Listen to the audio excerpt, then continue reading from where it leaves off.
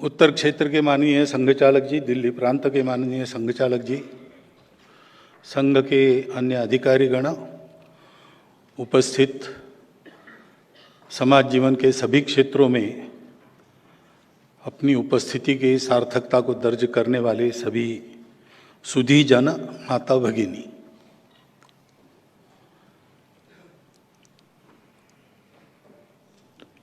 कल संघ की 100 साल का वर्णन में किया था, यात्रा का वर्णन किया था।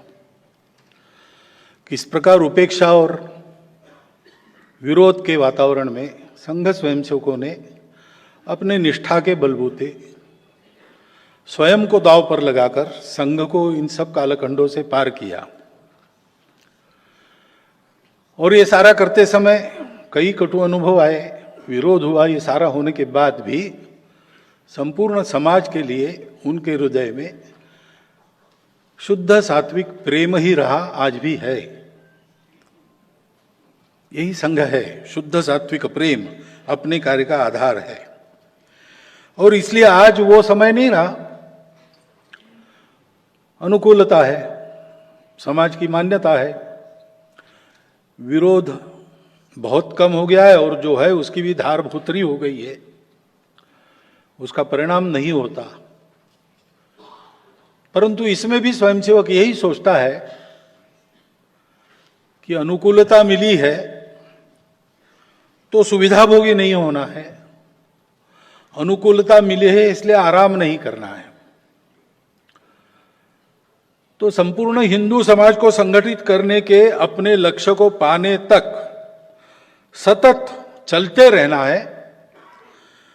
और चलते रहना है किस तरीके से, तो तरीका मैंने बताया, 4 शब्दों में उसका वर्णन भी होता है, मैत्री, करुणा, मुदिता, उपेक्षा। जो सज्जन लोग हैं उनसे मैत्री करना, जो हमारे प्रति सज्जनता नहीं बरतते उनकी उपेक्षा करना। कुछ अच्छा होता है, किसी ने भी किया हो, अपने विचार का समर्थक हो न हो, विरोधी भी हो, लेकिन अच्छा करता है तो आनंद जताना। और जो दुर्जन है, पाप होता है, कुछ होता है, तो दुर्जनों की करुणा करना, घृणा नहीं करना। इस प्रकार से ये काम चलता है। और ये काम करते समय जैसा मैंने कहा, स्वयंसेवकों को मिलता कुछ नहीं, संघ में इंसेंटिव नहीं है, डिसइंसेंटिव्स बहुत सारे हैं। जब पूछते हैं लोग कि आपको क्या मिलेगा संघ में आके हमको क्या मिलेगा, तो मैं तो सीधा जवाब देता हूं, तुमको कुछ नहीं मिलेगा, तुम्हारे जो पास है वो भी चला जाएगा। हिम्मत है तो करो, हिम्मत वालों का काम है। लेकिन स्वयंसेवक कर रहे हैं, और इसलिए करते हैं कि ऐसी निस्वार्थ सेवा समाज की करने के कारण उनको जो जीवन में एक सार्थकता प्राप्त होती है, उसका उनको आनंद होता है। और हम जो कर रहे हैं वो सबके हित की बात है, ये अनुभव से वो जानते हैं, उनको तर्क से समझाना नहीं पड़ता है, करते समय उनको अनुभव आता है। और इसलिए आत्मनो मोक्षार्थम जगत हिताय च, अपनी जीवन की सार्थकता के लिए, मुक्ति के लिए और पूरी दुनिया के हित के लिए ऐसा हम काम कर रहे हैं, ये अनुभूति उनको और इस पथ पर सतत परिश्रमशील रहने के लिए प्रेरित करती है। क्योंकि ध्येय के लिए सब स्वयंसेवक है, शुद्ध सात्विक प्रेम का संबंध है, लेकिन वो मोह का संबंध नहीं है, ये व्यक्तिगत प्रेम नहीं है, एक ध्येय के पथिक है। और ध्येय बहुत भव्य है। हमारे पुराने कार्यकर्ता थे दादाराव परमार्थ, अब नहीं रहे। उनको अंग्रेजी में ही बोलने की आदत पड़ी, पहले से दक्षिण भारत में काम किया तो उनकी मातृभाषा मराठी थी, हिंदी भी अच्छा जानते थे, लेकिन शुरू होते थे और 2 लाइनों के बाद अंग्रेजी शुरू होता था। तो उन्होंने एक बार संघ के कार्य का वर्णन एक लाइन में ऐसे किया कि RSS is evolution of life mission of Hindu nation. स्वयंसेवक जानता है हिंदू राष्ट्र के जीवन कार्य का विकास हम कर रहे हैं अपने राष्ट्र में।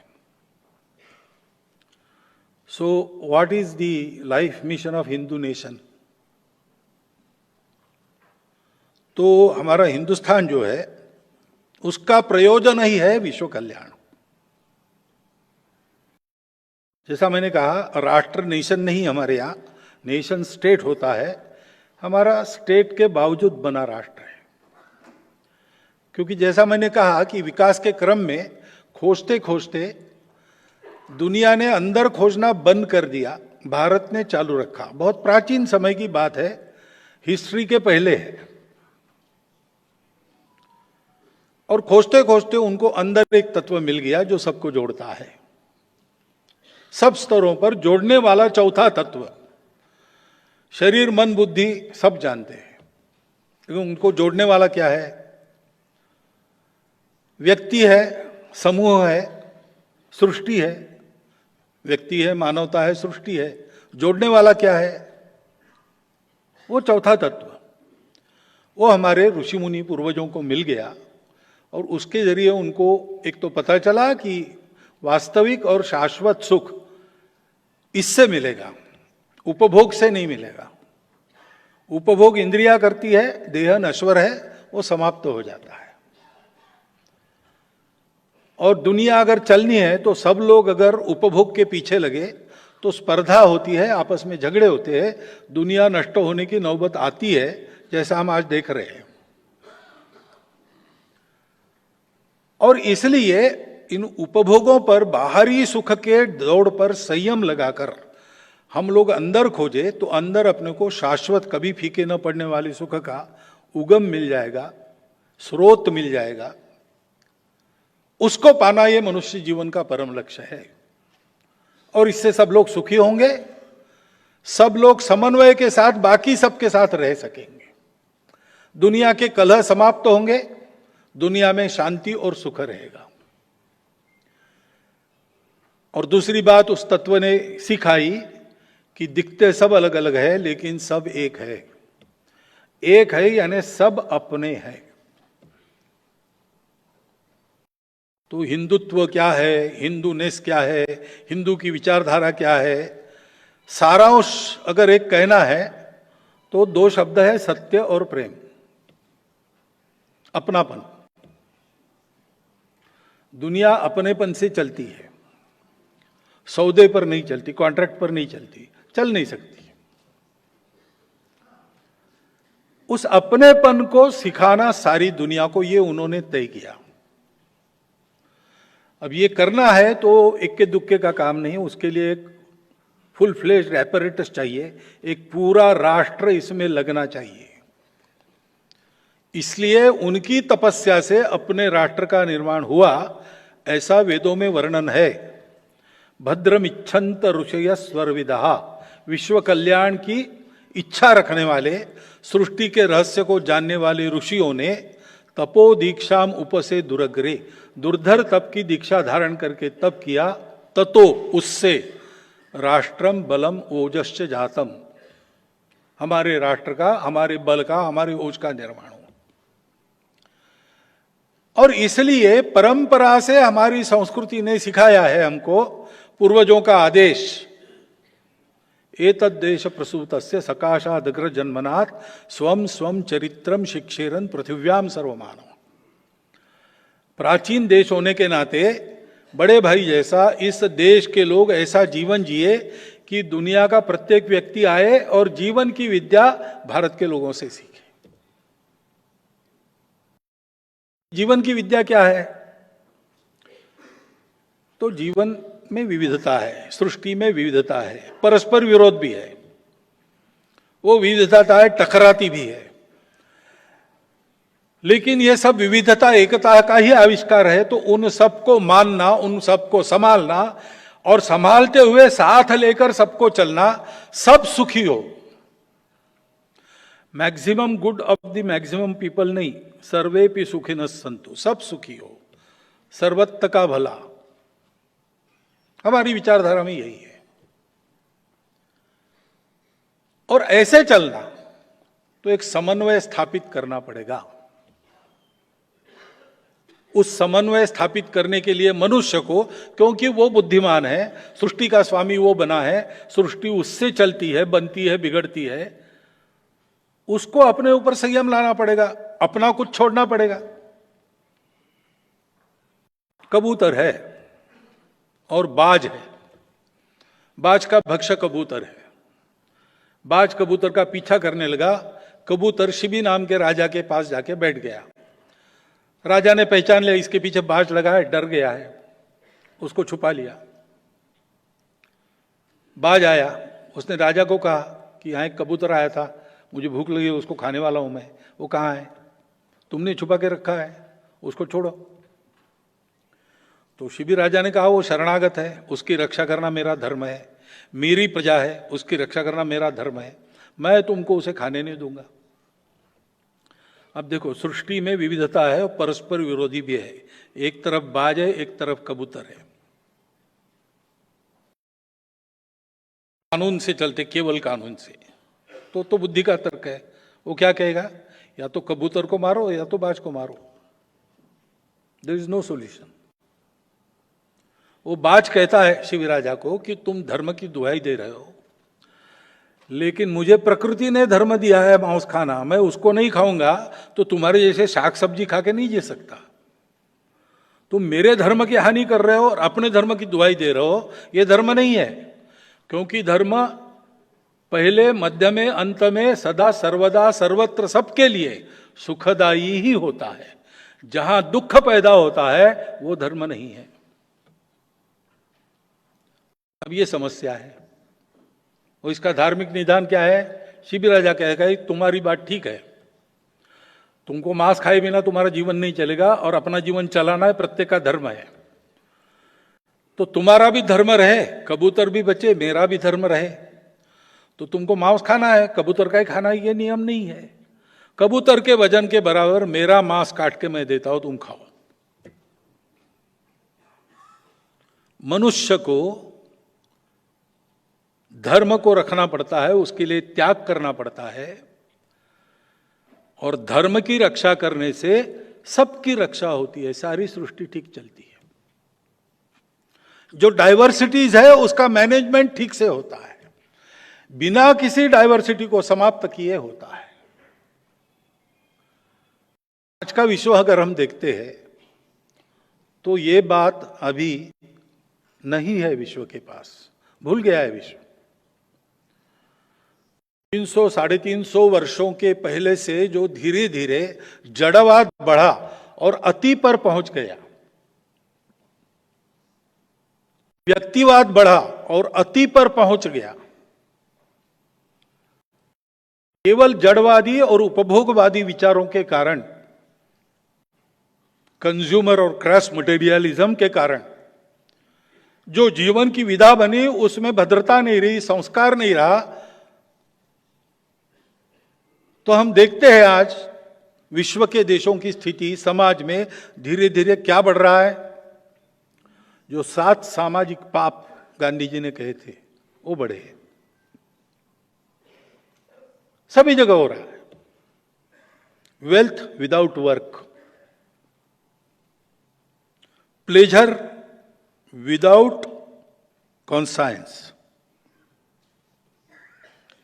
knowledge without character, commerce without morality,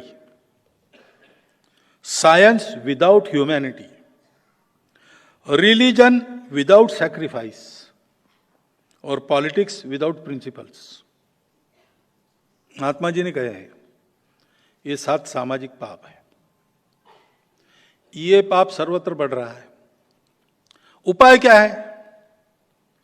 अगर उपभोग ही जीवन का लक्ष्य है और अगर जड़ दुनिया में सत्य कुछ नहीं है, ये नष्ट होगा, बाद में किसने देखा है, तो फिर जीवन का कुछ अर्थ ही नहीं रहता। क्योंकि जन्मे हम अपनी इच्छा से नहीं है और मरेंगे कैसे हमको पता नहीं है। इन 2 पॉइंट्स के बीच में जीना है और खूब उपभोग करना है, तो जैसे भी जीना है जी लो। किसी को गला काट के किसी के पेट पर पैर देके भी जी लो, उतना ही करना है ना। मृत्यु के बाद कुछ पता नहीं है। तो जंगल का राज होगा दुनिया में, और होता है, ये हमने देखा है। अपना उपभोग ही प्रमुख है, बाकी लोगों का क्या होगा इसकी चिंता मत करो। इसलिए विकास अमर्याद होता है तो पर्यावरण की खराबी होती है। ये जो सारी समस्या आज दुनिया में दिखती है, दुनिया में कलह दिखता है। पहले महायुद्ध के बाद लीग ऑफ नेशंस बनी, दूसरा महायुद्ध फिर भी हुआ, यूनो बनी, तीसरा महायुद्ध सीधा वैसे नहीं होगा, लेकिन नहीं चल रहा है आज, ऐसा हम नहीं कह सकते। दुनिया में अशांति है, कलह है, कट्टरपन बढ़ गया है। जीवन में किसी प्रकार की भद्रता, किसी प्रकार का संस्कार न हो, ऐसी इच्छा रखने वाले लोग वो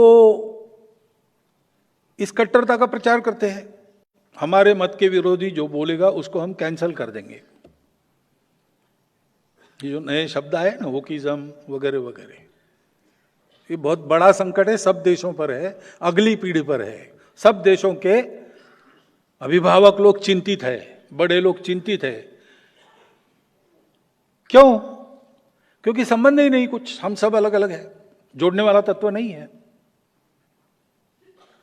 पर्यावरण का नाश और विकास, मेल कैसे बैठाना जानते नहीं, इसलिए चर्चा तो बहुत होती है, उपाय भी बहुत बताए जाते हैं, लेकिन हो रहा है क्या? नहीं हो रहा है। क्योंकि उपाय तब होगा जब हम अपनी आवश्यकताओं पर संयम नहीं डालेंगे, नहीं होगा, संयम करना पड़ेगा।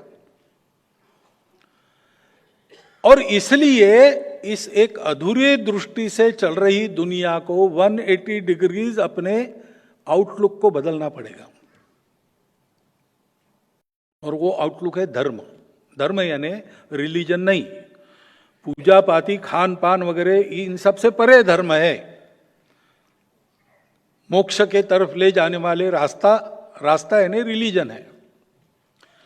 परंतु सभी रिलीजन्स पर उनको चलाने वाला, religion on the top of religion, वो धर्म है। उसमें विविधता का स्वीकार है। वो धर्म एक संतुलन सिखाता है। हमको भी जीना है, प्रकृति को भी जीना है, मुझे भी जीना है, समाज को भी जीना है। सबकी सत्ता है, अति व्यक्तिवाद नहीं चाहिए, लेकिन व्यक्ति का महत्व है, व्यक्ति की सत्ता है, व्यक्ति की सत्ता है, समाज की सत्ता है, सृष्टि की सत्ता है। उनकी अपनी अपनी जगह है, अपनी अपनी मर्यादा है। उसको पहचान कर संतुलित ढंग से जीवन जीना, संतुलित ढंग से जीवन जीना सिखाना, वो जो नियम है संतुलन का, वो धर्म है। धर्म ये बैलेंस है, वो किसी एक्सट्रीमिटी पर जाने नहीं देता। इसलिए धर्म को हमारे यहां कहते हैं मध्यम मार्ग, द मिडल वे। ये सारा जो आचरण है, अपने जीवन को धार्मिक जीवन बनाकर सारी दुनिया को देना, इसकी आवश्यकता है। आज की दुनिया संबंधों को तरस रही है, और संबंध आज भी जतन किए जाते हैं, देखे जाते हैं, माने जाते हैं। ऐसा दुनिया का सबसे आगे देश कौन सा है? वो भारतवर्ष है। और ऐसा क्यों है? क्योंकि भारतवर्ष की यह परंपरा है। स्वामी विवेकानंद कहते थे, every nation has a message to deliver, a mission to accomplish, a destiny to fulfil. Bharat की डेस्टिनी क्या है? वो कहते थे, भारत धर्मप्राण देश है, दुनिया को समय समय पर धर्म देना ये भारत का कर्तव्य है। उसके लिए भारत को तैयार करना पड़ेगा, क्योंकि विश्व की आज इन समस्याओं का निदान अगर देना है तो हमको धर्म तत्व का विचार किए बिना हमारा काम नहीं होगा। कई प्रकार के प्रश्न आते हैं, आर्थिक उन्नति के प्रश्न आते हैं, लेकिन आर्थिक उन्नति पर्यावरण के लिए नाशक बनती है। आर्थिक उन्नति के कारण गरीब और अमीरी, इनमें जो दूरी है वो बढ़ रही है सर्वत्र। और आर्थिक उन्नति में दक्षिण के देश शिकायत करते कि हमको लूटा जा रहा है। चर्चाएं होती है, उपाय सुझाए जाते हैं, कुछ लीपापोती के जैसे उपाय हो भी जाते हैं, परंतु समस्याएं गई नहीं है। इसकी चर्चा बहुत हो रही, इन सब बातों की, शांति की चर्चा हो रही, पर्यावरण की चर्चा हो रही, उदारता की चर्चा हो रही, उपाय भी बहुत सुझाए जा रहे हैं, अच्छे अच्छे लोगों ने इसमें काम किया है, परंतु result is far away and going far away.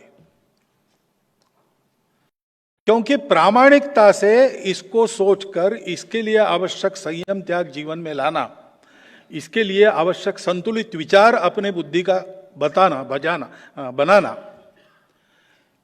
ये काम करना पड़ेगा। उसके लिए धर्म दृष्टि को जानना पड़ेगा। ये धर्म, ये यूनिवर्सल है। वो हम भारत के लोग धर्म की बात करते हैं तो भारतीय खोज नहीं है, सृष्टि के प्रारंभ से वो अस्तित्व में है। जैसे गुरुत्वाकर्षण है, गुरुत्वाकर्षण है, आप मानो या आप मत मानो, वो तो आपकी मर्जी है। गुरुत्वाकर्षण पहचान कर मानकर चलेंगे तो बहुत बातें आपकी सरल हो जाएगी, नहीं मानेंगे तो आपको ही ठोकर लगेगी। ऐसे एक छोटे से कण का स्फोट होके इतना सारा विश्व बना। उसकी जो गति है उसको पहचान कर उसको ठीक से चलाने वाला जो एक प्राकृतिक नियम है वो धर्म है। उसको पहचान कर अपने जीवन में एक अनुशासन लाना पड़ता है, संयम लाना पड़ता है, त्याग लाना पड़ता है। और इसलिए यह धर्म विश्व धर्म है। हिंदू समाज संगठित होगा तो क्यों होगा? विश्व धर्म प्रकाशेण विश्व शांति प्रवर्तकई। विश्व शांति का प्रवर्तन करने वाला विश्व धर्म दुनिया को देने के लिए। धर्म सर्वत्र जाना चाहिए, इसका मतलब सब जगह जाके कन्वर्शन नहीं करना है। धर्म में कन्वर्शन होता नहीं। धर्म एक सत्य तत्व है जिसके आधार पर सब चलता है। जिसके आधार पर सब चलता है वही धर्म है। उसको स्वभाव कहते हैं, उसको कर्तव्य कहते हैं। वो पानी का धर्म है जलाना, बहना, अग्नि का धर्म है जलाना, ऐसा हम कहते हैं। प्राकृतिक गति जो है उसको पहचान के उसके आधार पर पुनर्रचना मनुष्य जीवन की करनी पड़ेगी। वो प्राकृतिक गति पहचान कर चलना यानी धर्म से चलना है। इस धर्म जीवन को देना है, और बाय नॉट बाय प्रीचिंग और conversion, not by preaching, not by conversion, by example, by practice. और इसलिए भारतवर्ष का जो लाइफ मिशन है वो ऐसा जीवन जीना है, ऐसा मॉडल खड़ा करना है जिसका अनुकरण विश्व कर सके, अपने अपने प्रकृति के आधार पर, अपने अपने वैरायटी में उसका पुनरुत्पादन कर सके, पुनर्निर्माण कर सके। मुझे याद आता है 91 में मैंने लक्ष्मणराव भिड़े जी, जो उस समय हमारे क्षेत्र के भी प्रचारक थे, उनका एक बौद्धिक वर्ग सुना, एक संघ शिक्षा वर्ग के उद्घाटन में। तो भारत के बाहर रहने वाले लोग थे, उनका था वर्ग। तो उन्होंने उनको कहा कि देखो, सब जवान लोग थे, बिलो 30। उनको कहा कि ये बाहर जो हिंदू संगठन का काम चलता है उसमें आपकी ये तीसरी पीढ़ी है। पहली पीढ़ी ने ये दिखा दिया कि संघ की शाखा सब जगह चल सकती है। जहाज पर शुरू हुई और आज विदेशों में संघ के स्वयंसेवक वहां के हिंदुओं को संगठित करने का काम अलग अलग संगठनों के माध्यम से कर रहे हैं। ये शाखा पद्धति ही लेकर चलते हैं। वो सब जगह अच्छा जीवन उत्पन्न कर सकती है। दूसरा, उन्होंने कहा कि दूसरी पीढ़ी ने ये सिद्ध किया कि संघ के स्वयंसेवक बनने के बाद ये शाखा ट्रेनिंग है उससे मनुष्य अतिरेकी उपभोग, व्यसन आदि आदि बुरी आदतों से दूर रहता है, उसका परिवार अपने प्रकृति के अनुसार चल सकता है। उन्होंने कहा आपकी तीसरी पीढ़ी, आपके कंधे पर यह दायित्व आ रहा है अब कि आपको ऐसा संघ वहां अपने देश का खड़ा करना है जिसको देख के उस देश के वासी जो है वो कहेंगे हमारा ऐसा एक आरएसएस होना चाहिए, और अपने मूल पर खड़े होकर, अपने प्रकृति के आधार पर, अपने परिस्थिति और प्रकृति के अनुसार वो अपने देश का राष्ट्रीय स्वयंसेवक संघ बनाए। ये प्रोसेस होगा और मुझे बड़ा आनंद है। मैं समझता था एक थियराइजेशन है, कहाँ होगा, लेकिन पिछले बार हमारा संघ शिक्षा वर्ग नागपुर का देखने के लिए कुछ लोग आए थे। उन्होंने जाते समय ये कहा हमारा भी एक आरएसएस होना चाहिए। वो सब देख के ये भारत को करना है, भारत को करना है, क्योंकि भारत उस प्रकृति में अभी भी चलता है। भारत ने सदा अपने नुकसान की अनदेखी करते हुए संयम बरता है, अपने नुकसान की अनदेखी करते हुए मदद की है, जिन्होंने नुकसान किया उनको भी संकट में मदद की है। व्यक्ति का अहंकार, उसके कारण शत्रुता बनती है, राष्ट्रों के अहंकार के कारण शत्रुता राष्ट्रों की बनती और कायम रहती है। उस अहंकार के परे हिंदुस्तान है।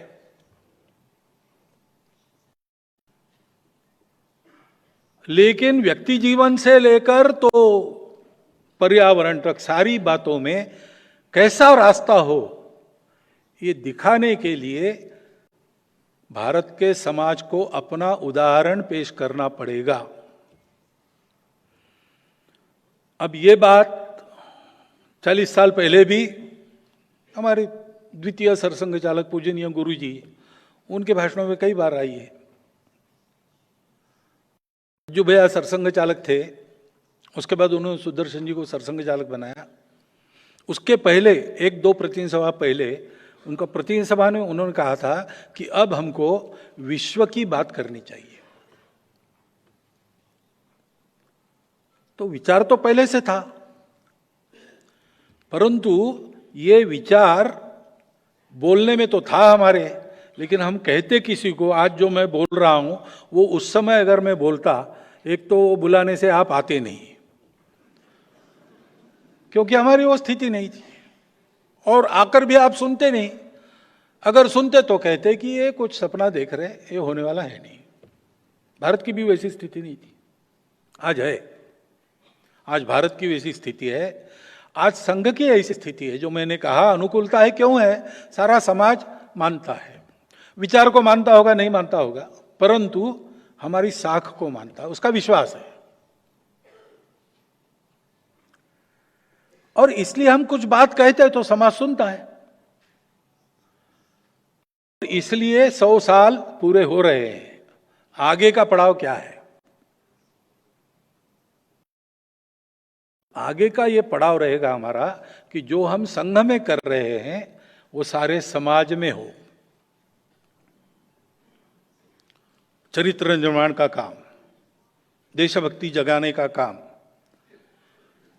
और सारे समाज में हो नहीं रहा ऐसा नहीं है, करने वाले लोग हैं। यही काम अन्य अन्य पद्धति से करने वाले लोग हैं, व्यक्तिशाह करने वाले लोग हैं, संगठन भी है।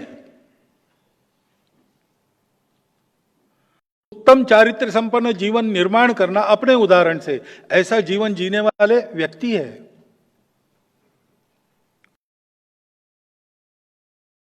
ये है, सामने नहीं आए। जो हम सुनते हैं, जो हम पढ़ते हैं, जो हम देखते हैं, वो क्या होता है? कभी कभी एयरपोर्ट पे बैठने का मौका होता है, टीवी पर वो आता है, हाफ मिनट एक न्यूज, 100 न्यूज लगातार, उसमें 80% होती है ये घर जल गया, वहां बच्चा मर गया, यहां एक्सीडेंट हो गया, इसने उसको मारा, उसने इसको मारा, यही सब होता है। अब ये न्यूज़ है, कुत्ता आदमी को काटे तो न्यूज़ नहीं है, आदमी काटे तो न्यूज़ है, तो न्यूज़ वही आती है। हमको लगता है कि बहुत खराब हो रहा है, बहुत खराब हो रहा है। खराब तो हो रहा है। ये जो सारे 7 पापों के संकट है भारत सहित सब पर है और सबको चिंता करनी पड़ेगी। परंतु भारत में आज जितना बुरा दिखता है उससे 40 गुना ज्यादा अच्छा समाज में है।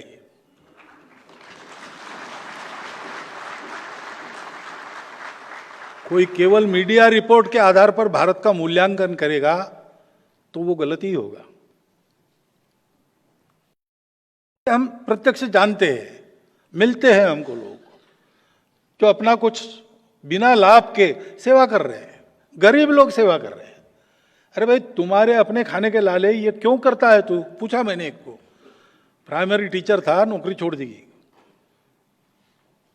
उसकी पत्नी नौकरी करके घर चलाती थी और ये क्या करता था, रास्ते पर कोई अनाथ मिला किसी भी आयु का हो उसको घर में लेके आता था और वो अच्छा बन जाए अथवा वो समाप्त हो जाए तब तक उसकी सेवा करता था। हमने उनको पूछा कि आप तो लोअर इकोनॉमिक ग्रुप में हो, आय की दृष्टि से कैसे चलता? और 40 लोग उसके घर में पड़े थे उस दिन। तो ये क्यों करते हो?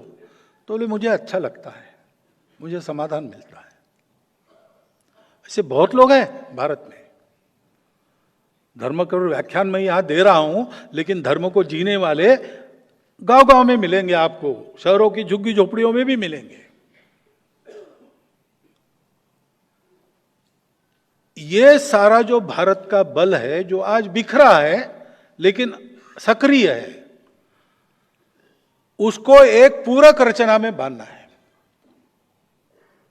और इसलिए क्या होना चाहिए 100 साल के बाद? जो मैं कहूंगा वो तो पहले संघ में अप्रूव होना पड़ेगा। वो संघ की प्रतिनिधि सभा तय करती है, मैं तय नहीं करता हूं। लेकिन उनके सामने क्या है ये मैं बता सकता हूं, उनके विचार में क्या है। ये अगर हमको करना है तो हमको समाज के कोने कोने में पहुंचना पड़ेगा। कोई व्यक्ति, कोई कुटुंब अनटचड न रहे, ऐसा हमारे कार्य का विस्तार हमको करना पड़ेगा। भौगोलिक दृष्टि से सब तरफ, एक एक गांव में, एक एक गली मोहल्ले में, एक एक घर तक, समाज के सब वर्गों में और समाज के सब स्तरों में, गरीबी रेखा के नीचे वालों से लेकर तो अमीरी रेखा के ऊपर वालों तक, और अपने समाज की इतनी विविधताएं, जाति पंथ संप्रदाय सबकी, उन सब तक ये विस्तार द्रुत गति से करना, जल्दी से जल्दी संपूर्ण समाज में समाज को संगठित करने वाला संघ का उपकरण शाखा पहुंच जाए। वो शाखाएं अपने अपने बस्ती की, अपने अपने गांव की संभाल करें। इस दृष्टि से ऐसा एक संगठन का जाल जल्दी से जल्दी उत्पन्न करना, ये पहली बात रहेगी। उसी के भरोसे सब होगा। और ये जो सज्जन शक्ति बिखरी पड़ी है समाज के सब वर्गों में है, सब स्तरों में है, उनको संपर्कित करना। हम उनसे संपर्क करेंगे और उनका आपस में संपर्क भी बनाएंगे ताकि वो लोग करें काम, अपना अपना काम करें, अपने अपने रीति से करें। कोई संघ में आकर ही उनको करना चाहिए ऐसा नहीं है। केवल नेटवर्किंग रखे, उनको पता रहे कि और भी लोग हैं, और भी लोग हैं। ये पता रहने से और उत्साह बढ़ता है, आदमी काम करता है। और इन सब का करना परस्पर पूरक हो जाए। बाधक तो होता ही नहीं, अच्छा ही काम करते सब लोग, लेकिन कॉन्शियसली एक कॉम्प्लीमेंटेशन उनका हो जाए, उनमें कोऑर्डिनेशन आ जाए, ताकि सब लोग मिलकर समाज के परिवर्तन के काम में अग्रसर हो जाए। दूसरी बात है कि ये होना है तो इतना बड़ा समाज है, इतनी सारी विविधताएं हैं, और जैसा मैंने कहा कि सृष्टि की विविधताएं परस्पर विरोधी भी होती है, किसी कारण टकराव भी पैदा होते हैं।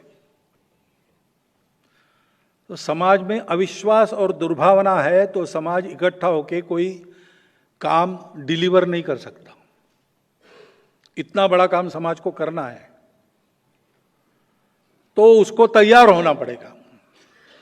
उसके लिए आपस में सद्भावना अतिशय आवश्यक काम है।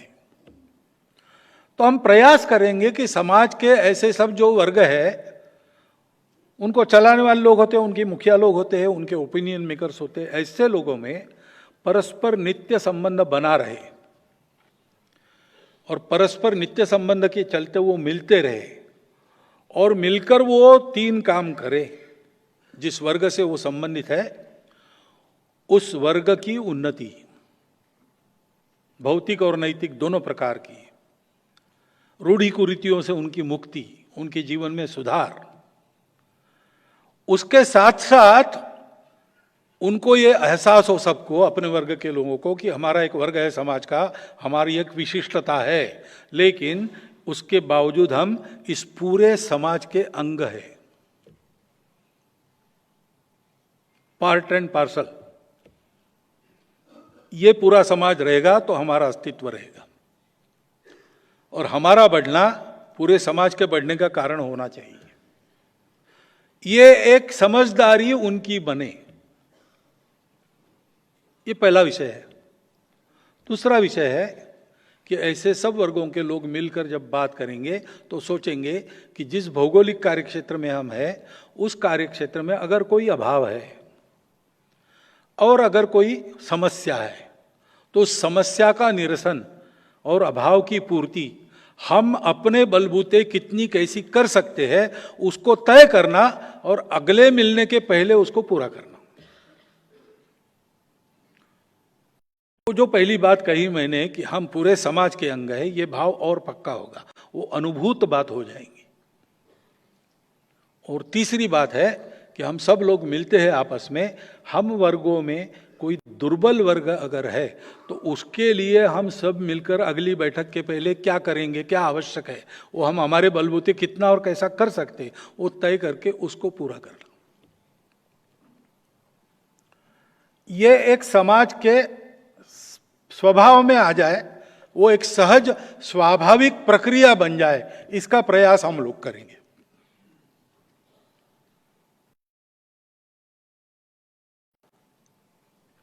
सद्भावना, सकारात्मकता की बात आती है। सकारात्मकता भी चाहिए क्योंकि सारा सुन के समाज भी कभी कभी निराश हो जाता है, निराशा नहीं आनी चाहिए। इन दोनों बातों को जब सोचते हैं तो और एक विषय आता है कि अपने देश में, अपने समाज के इतने सारे परंपरा से ही वर्ग है और बाहर से भी वर्ग आए हैं, विशेषकर रिलीजियस वर्ग है। तो बाहर से विचारधाराएं आई, आक्रमण के नाते आई, लेकिन किसी कारण उनको स्वीकार जिन्होंने किया वो तो यहीं के है और आज है, यहीं है। तो विचारधारा भरे रहे विदेशी, क्योंकि हिंदू विचार तो वसुधैव कुटुंबकम वाला होता है, हर रास्ते को अच्छा मानता है। बोलने की बात नहीं है, संतों ने साधना करके दिखा दिया। रामकृष्ण परमहंस ने और इस्लाम की, ईसाइयत की भी साधना की और कह दिया कि वो भी वहीं पहुंचते हैं, जो तो मत तो पथ। तो समाज का सामान्य स्वभाव ऐसे विचार करने का है। लेकिन जो दूरियां बनी है वो दूरियां पाटने के लिए दोनों ओर से कुछ करने की आवश्यकता है। वो होने के लिए कुछ संवाद बने, परस्पर दर्द समझ ले, परस्पर के प्रति दूरी, विश्वास, दूरी बनी है, अविश्वास जो है उसको पाट कर निशंक होकर सब लोग एक देश के, एक समाज के, एक राष्ट्र के अंग के नाते अपनी विविधताओं के बावजूद समान पूर्वजों के वंशज, समान संस्कृति की विरासतदार बनकर आगे बढ़े। ये तो सद्भावना और सकारात्मकता के लिए अत्यंत आवश्यक बात है। उसमें भी हम संभल संभल के, सोच समझ के एक एक कदम आगे बढ़ाने की बात कर रहे हैं। ये सब संशोधकों के विचार में है। और अभी मैंने इतना दिया कि धर्म दृष्टि लेके ऐसा विकास होगा, वैसा, तो भाई होगा, ये थियरी ठीक है, उदाहरण दिखा दो। तो हम जो बोल रहे हैं उसके आधार पर हमको चिंतन करना पड़ेगा बहुत, क्योंकि ये दृष्टि तो एक जनरल ठीक है, उसको अब अप्लाई करना है तो परिस्थितियां क्या है, समय क्या है, देशकाल परिस्थिति के अनुसार क्या बदलना है, क्या नहीं बदलना है, ये सब सोच के आज के परिस्थिति में, आज के समाज में ये कैसे हो सकता है, इसके उदाहरण खड़े करने पड़ेंगे। ये अपने देश को भी करना पड़ेगा राष्ट्रीय स्तर पर, क्योंकि अगर विश्व को ये रास्ता मिलना है तो एक पूरा देश इन तत्वों के आधार पर कैसे चल सकता है। इन मूल्यों को कायम रख के उसका देशकाल परिस्थिति अनुरूप प्रतिमान क्या होगा, अर्थनीति की बात आती है। हम कहते हैं कि हमारी अर्थनीति तो विकेंद्रित उत्पादन वाली होगी, एबंडेंट उत्पादन वाली होगी, मास प्रोडक्शन नहीं, प्रोडक्शन बाय मासेस होगा, लेस एनर्जी कंजम्पशन, पर्यावरण के लिए हितकारी होगी, रोजगार देने वाली होगी, मानवीय होगी, तकनीकी भी होगी तो मानवीय होगी। होगी ठीक है, लेकिन अभी बताओ, इसके प्रतिमान खड़े करने में स्वयंसेवक लगे हैं पहले से। पूरे देश के लिए कैसा हो सकता है, इसका पहले चिंतन होना चाहिए। उस चिंतन में केवल संघ वाले रहे ऐसा नहीं है, बहुत सारे आर्थिक दृष्टि से प्रवीण लोग हैं, जानने वाले लोग हैं, अलग अलग मत होते ही है, इश्यूज पर मत हमेशा अलग अलग होते हैं। इन मूल्यों के बारे में किसी का मतभेद नहीं रहता है, लेकिन इसका एप्लीकेशन कैसा करे, इसके 1000 तरीके हो सकते हैं, 1000 मत हो सकते हैं। उन सब ने बैठकर इसकी चर्चा चलाकर एक प्रतिमान खड़ा करना जो व्यावहारिक है और जो एक रास्ता दिखाएगा। ये राष्ट्रीय स्तर पर भी होने की बात है, स्थानीय स्तर पर भी होने की बात है। छोटे छोटे स्थानीय प्रतिमान खड़े करने में तो अब स्वयंसेवक आगे बढ़े हैं, यश है। केवल स्वयंसेवक नहीं, और भी लोगों ने ऐसे प्रतिमान खड़े किए हैं। उन सब से नेटवर्किंग करना, एक्सचेंज करना, ये सब चल रहा है। परंतु इन सब के एक सुसूत्रता के आधार पर पूरे देश का ऐसा चिंतन बनाना, एक प्रतिमान प्रस्तुत करना, इसकी आवश्यकता है। इस दिशा में हमको आगे बढ़ना पड़ेगा, हम लोग आगे बढ़ेंगे। फिर ये हम बोल रहे हैं, लेकिन ये बात समझ में तब आएगी, क्योंकि अपरिचित आदमी बोलता है तो लोग सोचते हैं बोल तो ठीक रहा है, इसके अंदर क्या है। और अपरिचित आदमी बोलता है तो परिचय तो होता है, जैसे मंच से मेरा परिचय हुआ। अब उन्होंने जो बताया वो आपको पता है, लेकिन मैं कैसा हूं ये आपको अभी पता नहीं है। वो आप मिलेंगे, 10 बार मिलेंगे, इस स्थिति में क्या किया, ऐसा सब देखेंगे तब आपको पता चलेगा कई सालों के बाद। तो बताया जाता है, लेकिन बताया जो जाता है उसका विचार हो जिनको सुनाते हैं उनसे, इसके लिए भी एक संबंधों की स्थिति आवश्यक है। तो इस विचार के आधार पर सर्वत्र संपर्क होना पड़ेगा, और सबसे पहले पड़ोसी देशों में होना पड़ेगा। भारत के अधिकांश पड़ोसी देश पहले कभी भारत ही थे। लोग वही है, ज्योग्राफी वही है, नदियां वही है, जंगल वही है, सब कुछ वही है, बस नक्शे पर रेखाएं खींची गई। तो पहला तो कर्तव्य बनता है कि ये जो अपने ही है वो अपनत्व की भावना से जुड़ जाए। देश रहेंगे अलग अलग, पहले भी थे, लेकिन जो विरासत में मूल्य मिले हैं उनके आधार पर इन सब की प्रगति हो, इन सब की प्रगति हो, इसमें भारत का अवदान हो, कुछ योगदान हो। सबसे बड़ा भारत है, और इसलिए उनको जोड़ना, उनके यहाँ ध्यान देना, वहाँ शांति रहे, वहाँ स्थिरता रहे, वहाँ विकास हो, वहाँ का पर्यावरण ठीक रहे, वहाँ लोगों में संस्कार हो। पंथ संप्रदाय अलग अलग होंगे, परंतु संस्कार के बारे में किसका मतभेद है क्या? ऐसा बिल्कुल नहीं है। इसके लिए हम प्रयास करते हैं तो सभी जाति वर्ग के, सभी पंथ संप्रदायों के लोग इसमें सहमत है, ये सब हो। इस दृष्टि से, जिसको आज की भाषा में आउटरीच कहते हैं, हम कहते हैं संपर्क, जीवंत संपर्क, मनुष्यों का मनुष्यों से मिलना, हृदय से हृदय की बात करना,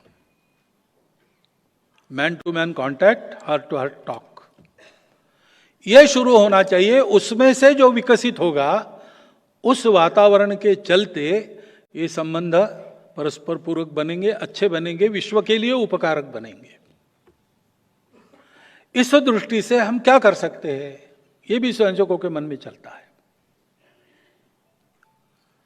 अब ये सब करना है तो मुख्यतः जो भारतवर्ष आज है, उसके समाज की गुणवत्ता काम करेगी, उसका जो चित्र दिखेगा। नहीं तो हम ये भाषण तो हम कर सकते हैं, लेकिन लोग कहेंगे आपके यहां क्या है, आपके यहां कैसा है। तो शुरू तो अपने घर से करनी पड़ेगी। इसलिए इस हमारे विस्तार के आधार पर हमने सोचा है कि एक संगठित कार्यशक्ति खड़ी हो, और संगठित कार्यशक्ति के आधार पर समाज का परिवर्तन हो। समाज का परिवर्तन यानी व्यवस्थाओं का परिवर्तन नहीं होता है, समाज का परिवर्तन यानी समाज के आचरण का परिवर्तन होता है, समाज की संगठित अवस्था का निर्माण होता है।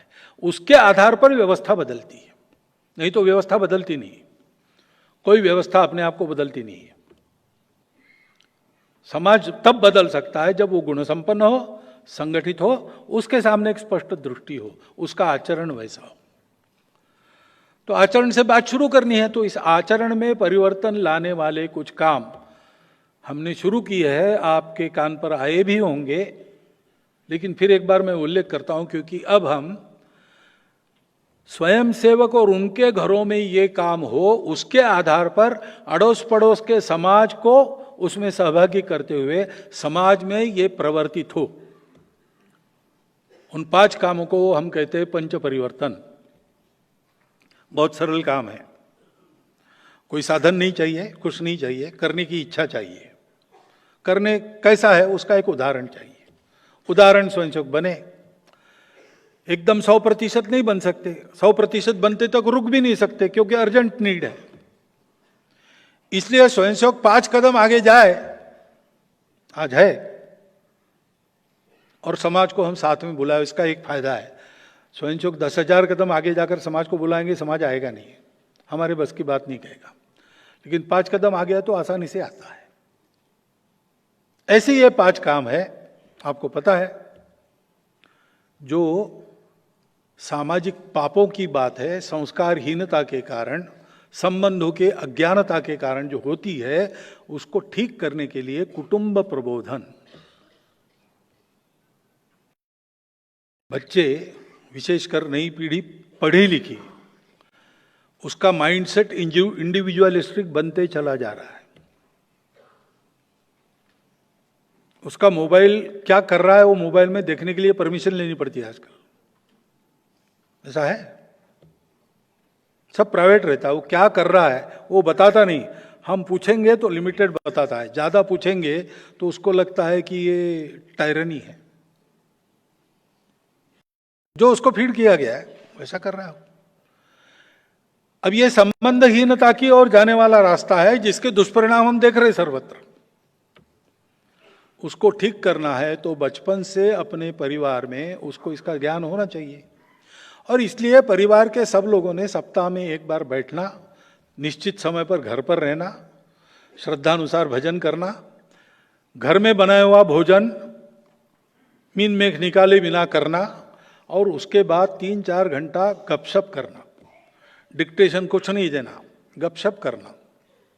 और उसमें हम कौन है, हमारे पूर्वज कौन थे, हमारी कुल रीति क्या है, अपने घर की रीति क्या है, क्या भद्र है, क्या अभद्र है, ये जो चलता आया है, उसमें आज के समय में क्या क्या टिक सकता है, क्या क्या हो सकता है, क्या क्या आवश्यक है, जो बदलना चाहिए वो क्या है, इसके आधार पर अपने घर में आज कैसा है उसको कैसा होना चाहिए, इसकी कुछ सहमति बनी तो उतनी बात को लागू करना। हर हफ्ते बैठना, सबने बैठना, दूध पीता बच्चा भी है, उसको कुछ समझ में नहीं आएगा, लेकिन वो वहां रहे। श्रवण संस्कार भी एक होता है। माता पिता में ध्यान नहीं रखना कि जो अपने को चाहिए वो होना है तो पहले खुद को वैसा बनना पड़ेगा। बच्चे इस चर्चा में प्रश्न पूछेंगे, उत्तर देने के लिए अपनी तैयारी चाहिए, लेकिन बैठना, गपशप करना। दूसरी बात, अपना देश, अपना राष्ट्र हमारा सबका मिलकर एक स्वत्व है, उसका परिचय, हमारे पूर्वजों के आदर्श क्या थे, ये जो सारी दृष्टि है वो तो हमारी परंपरा की दृष्टि है। उसका काल सुसंगत विवरण, इतिहास आदि बताना, अच्छी कहानियां बताना। हमारे घर में हम इसमें से क्या लागू कर सकते हैं, इसकी सहमति बनाना और लागू करना। और तीसरी बात है कि रोज मैं मेरे लिए कमाता हूं, मेरे परिवार के लिए कमाता हूं, खर्चा भी करता हूं। रोज मेरा समय भी मैं मेरे लिए, परिवार के लिए खर्चा करता हूं। मैं और मेरा परिवार जिसके कारण है, उस अपने राष्ट्र के लिए, समाज के लिए, धर्म के लिए हम क्या करते हैं? रोज छोटे छोटे काम है, बच्चे भी कर सकते हैं ऐसे काम है। 9वीं में पढ़ने वाली लड़की, वो अपने कॉलोनी में जो काम करने के लिए कर्मचारी आते हैं, उनके बच्चों को वो सिखाती है। छोटा बच्चा भी कर सकता है। घर में एक पौधा लगाना, उसकी चिंता करना छोटा बच्चा भी कर सकता है। सोचना क्या क्या हो सकता है, कौन क्या कर सकता है, कौन कितना समय देता है समाज के लिए, यह चर्चा करना और चर्चा में से सहमति बनाना, सहमति लागू करना। जब ऐसे काम बच्चे करने लगेंगे तो अपने आप उनको संबंधों का महत्व ध्यान में आएगा, भाषण से नहीं आएगा। अनुभूति देनी पड़ेगी, अनुभूति देनी पड़ेगी। कभी जाते हैं घूमने के लिए तो जैसे सिंगापुर जाते हैं, पेरिस जाते हैं, वैसे कभी ले जाओ, कुंभलगढ़ में ले जाओ, कारगिल की सीमा दिखा के लाओ। अपने शहर में कोई झुग्गी झोपड़ी है, वहां लोग रहते, कैसे रहते, दिखा के लाओ। सेंसिटाइज करने से बच्चे इन बातों को बहुत मूलतः सत्प्रवृत्त होते, वो इधर ही जाएंगे। 12 साल तक उसकी अपने घर में एक मेंटल पोजीशन बन जाती है, वो बननी चाहिए। यह है कुटुंब प्रबोधन। दूसरा जो सबको समझ में आता है और तुरंत लोग उसका अनुकरण भी करते, पकड़ लेते, वो है पर्यावरण। अब नीतिगत बातें तो बड़ी है, उसको बदलने में बहुत समय लगेगा। इतने आगे बढ़ गए हम लोग कि अगर तुरंत मुड़ेंगे तो गाड़ी उलट जाएगी। वो तो एक लंबा घुमावदार आर्क लेके धीरे धीरे घूमना पड़ेगा। लेकिन अपने जीवन में कुछ करने की छोटी बातें तो हम कर सकते हैं। अभी 3 बताई है, पानी बचाओ, सिंगल यूज प्लास्टिक हटाओ और हरियाली पेड़ लगाओ, और उत्साह से लोग करते हैं। इससे मनुष्यों में एक मानवीयता भी आती है, पर्यावरण का सुधार भी होता है। इसके सामूहिक उपक्रम चलते, उसमें भाग लेना, अपने घर में ये करना। तीसरी बात है सामाजिक समरसता, जो करने में कठिन है लेकिन करनी ही पड़ेगी। समानता, समता की बात करना तो आसान है, लेकिन ये विषमता कहाँ है? व्यवस्थाएं विषमता वाली क्यों बन जाती है? मनुष्य बनाता है। ये विषमता मनुष्य के मन में है। मुझे किसी मनुष्य को देखकर या उसका नाम सुनकर अच्छा ये जाति होगी ऐसा लगता है, ये गड़बड़ है। मनुष्य को देखकर मैं एक मनुष्य को देख रहा हूं, ऐसा मुझे नहीं लगता। मैं एक जाति वाले को देख रहा हूं, ऐसा मुझे लगता है। क्लास 1 है कि क्लास 4 है, ऐसा मुझे लगता है। इसको मन से जाना चाहिए तो इसके लिए कुछ व्यवहार करना पड़ेगा। और इसलिए जिस इलाके में हम रहते हैं, हमारा संचार है, जाना आना है, उठना बैठना है, कार्यालय हो, अपना ऑफिस हो, अपनी बस्ती हो, वहां जितने प्रकार के लोग रहते हैं, हम तो पूरे समाज को एक ही मानते हैं, लेकिन लोग उसमें प्रकार मानते हैं, जात पात मानते हैं, सब बातें मानते हैं, जातिगत विषमता की समस्या है। सब प्रकार के लोगों में अपने मित्र होने चाहिए व्यक्तिगत, और उनके कुटुंबों में अपने कुटुंब की मित्रता होनी चाहिए। उनका घर में आना जाना, उठना बैठना, पर्व त्योहारों पर सुख दुख में सहभागी होना, जैसे मित्रों का चलता है वैसे हमारा और हमारे परिवार का सब प्रकार के परिवारों में, सब प्रकार के लोगों में होना चाहिए। आज शुरू करो, 3-4 साल में पूरा बन जाएगा, लेकिन शुरू करना पड़ेगा, सबको करना पड़ेगा। और जहां अपना एक ऐसा समूह बन जाता है, उसकी साख है, वो कहेगा तो बातें होती है, वहां पर मंदिर पानी स्मशान में कोई भेद नहीं होना चाहिए, वो सबके लिए है। मंदिर मंदिर के भक्तों के लिए है, भक्त किस जात का है वगैरह नहीं पूछा जाता। पानी पानी सब मनुष्यों के लिए है, उसमें भेद नहीं होता। मरने के बाद भी स्मशान में भेद क्यों होना चाहिए? करना अपने गांव में, अपनी बस्ती में। और चौथी बात है कि आत्मनिर्भरता सब बातों की कुंजी है, विकास भी करना है, तो हर बात में अपना देश आत्मनिर्भर होना चाहिए, अपने घर से शुरू करना। जब ये स्वदेशी की बात करते हैं तो लगता है कि विदेशों से संबंध नहीं रहेंगे, व्यापार, ऐसा नहीं है। आत्मनिर्भर होना यानी बाकी लोगों को बंद करना नहीं है, आत्मनिर्भर होना है, लेकिन दुनिया परस्पर निर्भरता पर चलती है, कुटुंब भी परस्पर निर्भरता पर चलता है, और इसलिए अंतर्राष्ट्रीय व्यापार तो चलेगा और उसमें लेन देन होगी, बस इसमें दबाव नहीं होना चाहिए, स्वेच्छा होनी चाहिए। और इसलिए स्वदेशी का पालन करना यानी क्या है, जो घर में बनता है वो बाहर से नहीं लाना। गर्मी के दिनों में आप अच्छा नींबू की शिकंजी बनाकर खा सकते हो, वे पी सकते हो, कोका कोला वगैरह क्यों लाना, या स्प्राइट भी, बाहर का पेय क्यों लाना, अपने घर का लाना। पिज्जा वगैरह के घर में बहुत अच्छा भोजन मिलता है, पोषक भोजन मिलता है, उसके अच्छे परिणाम स्वास्थ्य पर होते हैं, सारे डॉक्टर लोग जानते हैं और बताते भी है। लेकिन बार बार, हाँ एक आध बार गए मजा करने के लिए पिज्जा खाया, चल सकता है, उतना उसमें लचीलापन रखना चाहिए, लेकिन हर इतवार को बाहर जाके खाना क्यों खाना, ऐसा नहीं करना है।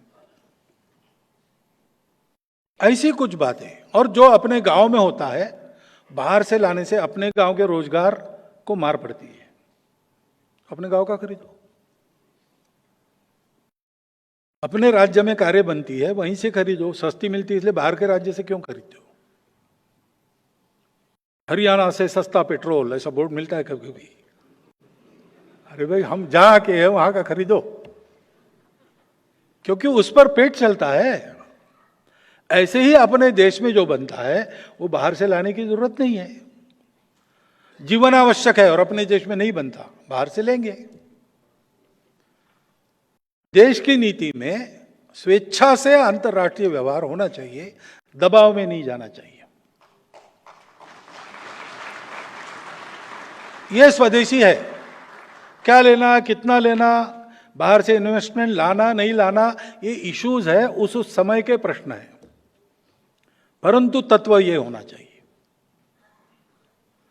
ये स्वदेशी है।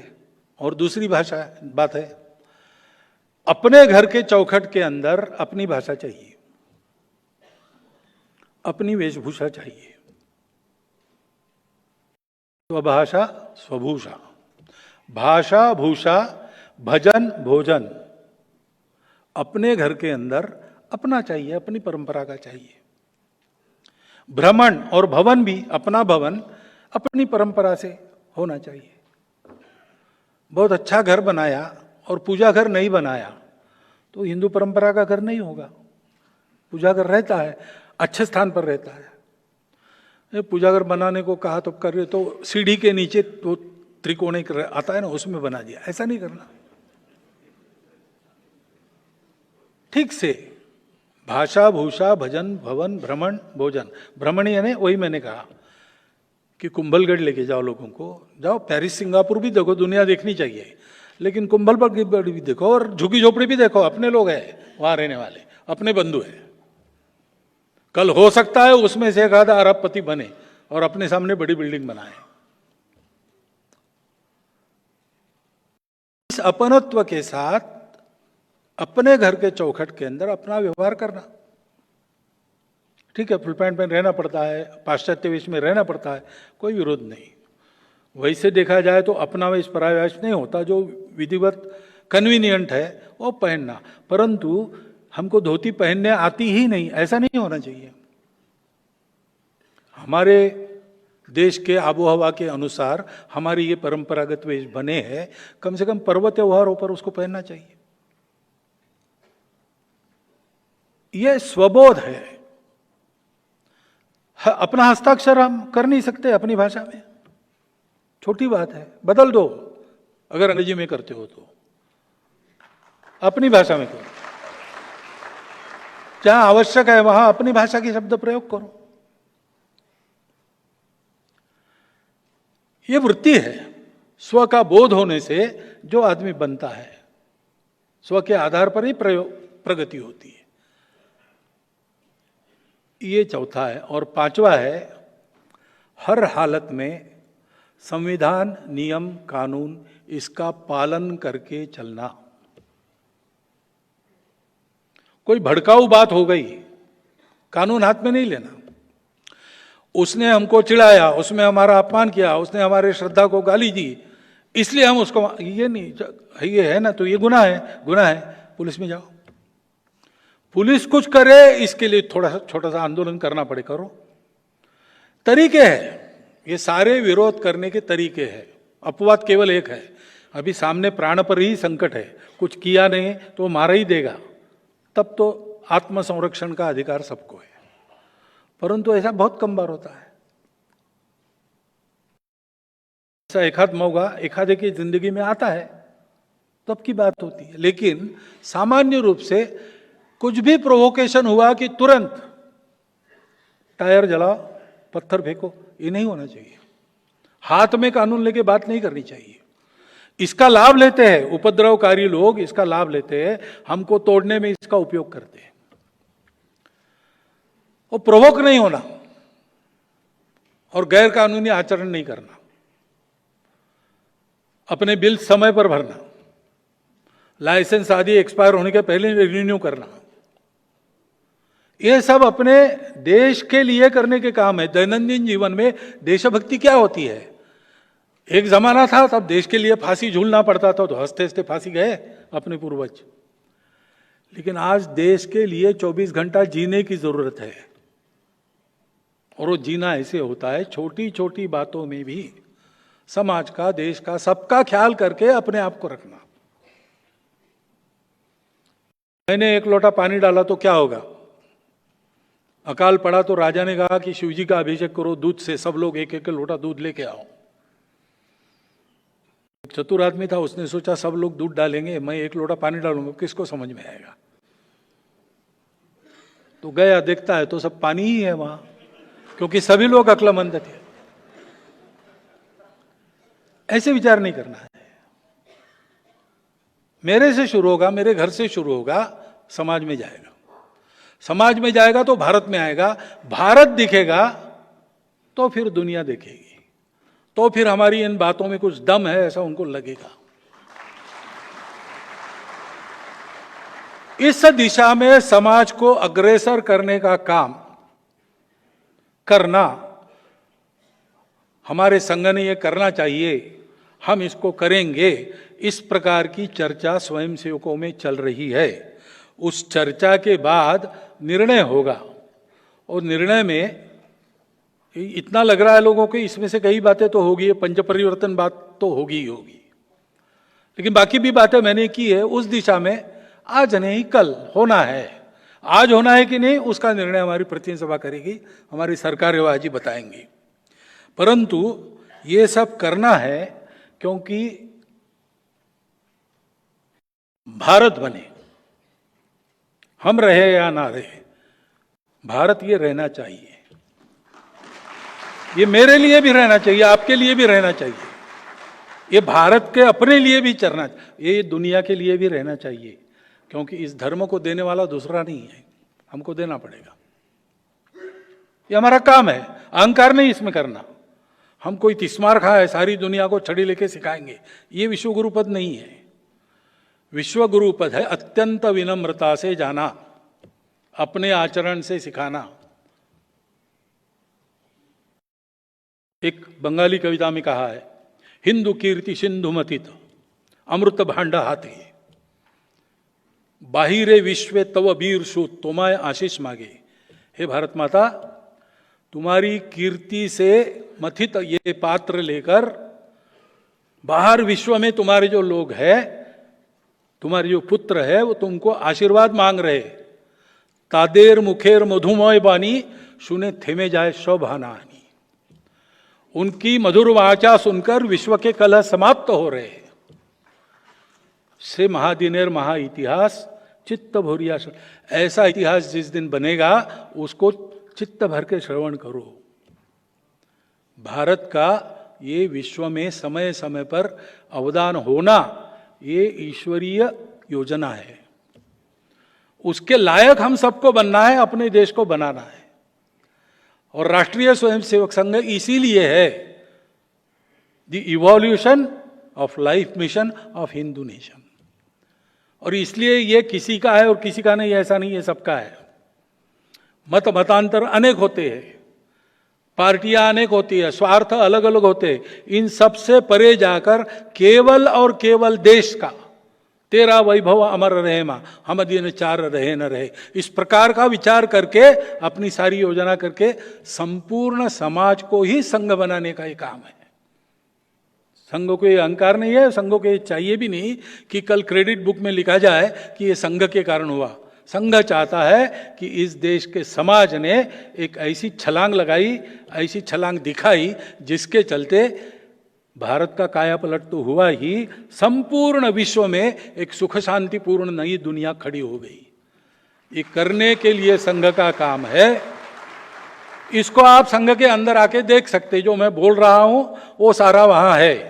कभी भी बताकर बिना बताए संघ के घरों में जाइए, शाखा में जाइए, संघ के कार्यक्रमों में रहिए, आपको ये सारी बातें वहां बीज रूप में या धीरे धीरे विकसित होते हुए मिलेगी। मैं ये जो सब बता रहा हूं संघ का प्रचार करने के लिए नहीं बता रहा हूं, मैं ये सब बता रहा हूं संघ क्या है आपको बता रहा हूं। ये फैक्ट्स है। आप जो भी सोचेंगे संघ के बारे में वो फैक्ट्स पर आधारित होना चाहिए। कन्विंस आप हो, ये मेरा आग्रह नहीं है। ये सब सुनकर आप विपरीत मत भी बना सकते, लेकिन सरसंघ चालक ने ये जो बताया या संघ में हमने जो जाके देखा उसके आधार पर हम ये कर रहे, ऐसा कहने की आपको मोहलत होनी चाहिए। इसलिए ये आपने सुना है, यहाँ रुकिए नहीं, समय समय पर एकदम सब लोग आएंगे तो हमारे पास जगह नहीं है। बारी बारी आप सब लोग आके संघ को अंदर से देखिए, संघ को समझिए, और अगर ये बात आपको ठीक लगती है, जो मैंने बताई वहाँ मिलती है, तो अपने व्यक्तिगत जीवन से लेकर तो सारे विश्व के जीवन को संभालने वाला, विश्व धर्म विकसित करने के इस काम में भारत को तैयार करने वाला ये अभियान, उसके आप सहयोगी कार्यकर्ता बनिए। इतनी एक बात आपके सामने अनुरोध के रूप में रखता हूँ। 2 दिन लंबे भाषण आपने मेरी सुन ली है, इसलिए आपका धन्यवाद करता हूँ। और कल आपसे प्रश्नों को आमंत्रित करता हूँ। इतने सारे प्रश्न आएंगे तो उसको थोड़ा बनाना पड़ेगा, छूटेगा कुछ नहीं, विषय सब आएंगे, लेकिन प्रश्न कंडेंस्ड हो गए। इतनी एक बात बताता हूँ और मेरे 4 शब्द